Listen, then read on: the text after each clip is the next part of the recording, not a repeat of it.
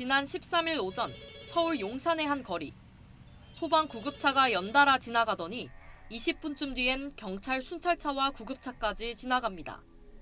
근처 아파트에서 마약을 투약한 남자친구가 자신의 휴대전화를 빼앗아가려고 한다는 신고가 들어온 겁니다. 사이렌 소리가 울려서 밖을 나와봤어요. 순찰차 한 대가 왔어요. 그리고 경찰 5명이서 이제 얘기들을 하시더니 아파트로 올라갔고, 이게 좀 약간 큰 사고인가 보구나라고 생각을 해서 경찰차와 소방 구급차 등 5대가 잇따라 출동했지만 알고 보니 클럽에 다녀온 남자친구를 골탕 먹이려고 홧김에 저지른 거짓 신고였습니다. 신고를 받고 출동한 경찰은 30분 만에 문을 열고 집 안으로 들어갔지만 허위 신고라는 사실을 알고 그대로 돌아갔습니다. 경찰은 신고자를 위계의한 공무집행 방해죄로 입건해 조사를 벌여 신고 경위를 파악하고 있습니다. 별일은 아닌데 그분이 사시는 분이 이제 뭐 장난전을 하니까 구급차도 오고 이제 뭐 그렇게 했나 봐요. 너무 심하게 하니까 이게 뭐 데리고 갔나 봐요.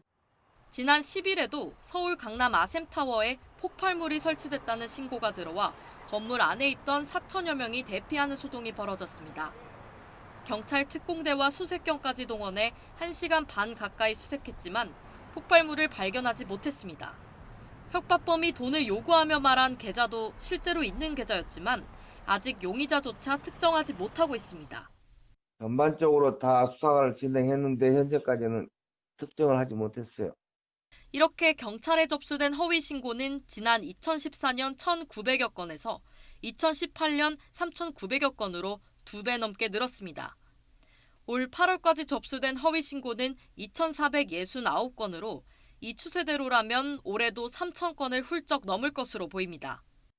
하지만 형사사건으로 수사가 진행되는 건 4건 가운데 1건꼴에 불과하고 상습적이고 악의적이지 않는 이상 구속되는 비율은 매년 1%가 되지 않습니다. 이런 허위 신고는 행정력 낭비일 뿐 아니라 코로나19 때문에 방역과 소독 등 출동 절차가 복잡해진 지금 더 큰 부담으로 작용하고 있습니다. 네, 그렇죠. 그게 제일 이제 저희한테는 힘든 경우죠. 네, 다른데 이제 가 있는데 더 급한 건이 이제 신고가 올 수도 있으니까 구급차들은 코로나라고 하면 다 이제 입고 출동을 하니까 아무래도 더 힘들어지긴 했죠. 전문가들은 한두 번 장난으로 한 신고에 대해 증거를 수집하고 조사하는 것도 일이라 처벌만 강화하는 것은 능사가 아니라고 지적합니다. 결국 허위 신고로 인한 피해가 얼마나 클지 신고자가 스스로 깨달아야 한다는 겁니다. 허위 전화를 하는 사람들 이 행동이 얼마나 우리 사회에 피해를 주는지를 제대로 교육하고 홍보하는 그런 노력도 함께 병행하는 게 필요하다고 생각을 합니다.